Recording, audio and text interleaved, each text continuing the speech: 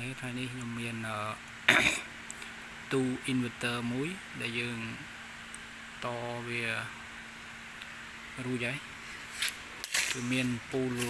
សញ្ញាហើយនឹងពូលសញ្ញា start stop បាទហើយនឹងអូតូបាទនេះបាទនឹងអូតូគឺយើងបានតរួចហើយឥឡូវមកបើកមើលខាងក្នុងតែម្ដងទៅបាទ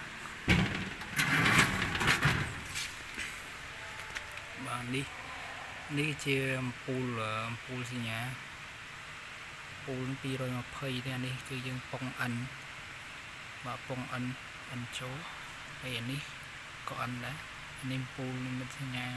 start នៅពេលដែលវា start គឺវាដំណើរការបាទ101ហើយនឹង102ពូល start ហើយនេះគឺយើងពង ហ្វាមកគ្រាប់យកអានេះជាគូក្បាលរបស់ inverter ដែល inverter គេតមកមានខ្សែនឹងស្រាប់អានេះយកនៅយើងជានេះសញ្ញានេះទេបាទហើយនេះជា inverter ដែលយើងបានតឡើងរួចហើយយកមកតាមពិតអានឹងកន្លែងខ្លះគេដាក់នៅនេះគូក្បាលផងវាមិញប៉ុន្តែយើងអត់ដាក់នៅហ្នឹងយើងដាក់នៅក្រៅនេះ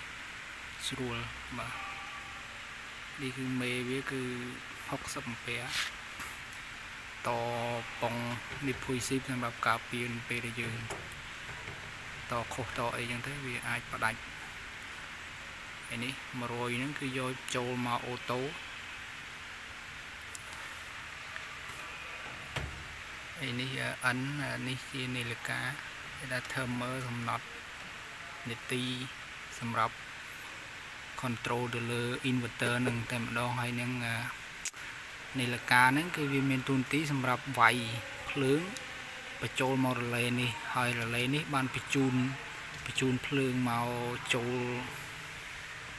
inverter ផងយើងនេះបាទគឺ101នឹងកន្លែងនេះបាទពិបាកចកមើលបងប្អូនបាទដោយសារតែយើងតរួចហើយជាងអានេះខ្សែចេញទៅប្រើប្រាស់អញ្ចឹងបាទនេះគឺជាខ្សែម៉ាស់ដីហើយនេះជារ៉ូឡេសម្រាប់ប្រភេទឈិននេះឈិនហើយនាឡិកាស្ទង់ហ្នឹង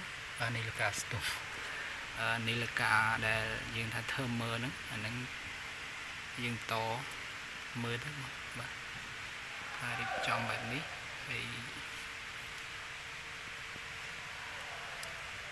ការតនេះគឺវាមានជើងហ្នឹងវាបាទ inverter ហ្នឹងមានជើងនិយាយថា107អាហ្នឹងជាពូសញ្ញាទេបាទនេះ100យើងពីភុយស៊ីបមកពីភុយស៊ីបនឹងមក100ហើយ102គឺទៅអំពូល start stop 102នឹងហើយអា107នេះ107គេចូលទៅនឹងrelay ចេញពី relay នេះមើលបាទនេះឡើងមេដៃខ្ញុំនេះ107ហើយនឹង relay 2គ្រាប់ហ្នឹងអាហ្នឹងគឺជើង power ផងវាទេបងវាយើងដាក់ដើម្បីយកភ្លើងដំណើរការអញ្ចឹងយើងកំណត់ទៅលើនាឡិកានេះទេនៅពេលនាឡិកានឹងវាយឲ្យដំណើរការទៅវាយភ្លើងចូលខាងក្រោមនេះភ្លើងនេះបាទចូលទៅវាយនេះអូតូចេញពីនេះទៅយើងសំខាន់ទៅលើអូតូនេះទៀតបាទអូតូដែលយើងតហ្នឹងណានេះលេខ 13ហ្នឹងលេខ 13ហើយនឹង23 13និង23នេះជើងលេនេះបាទយើងតរួចហើយ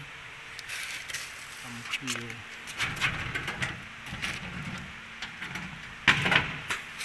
នេះខាងក្រៅមកនេះជាគូក្បាលខាងក្រៅផងវាបាទគឺបែបនេះបាទគឺអានោះគឺអូតូបាទអានេះជាអំពូលនៅពេលដែលយើងបើកភ្លើងនេះវាមានអានេះអំពូលនេះ start ហើយ stop អ ចឹងវីដេអូយើងមានតែប៉ុណ្្នឹងទេសង្ឃឹមថាមានប្រយោជន៍សម្រាប់បងប្អូនបាយបាយ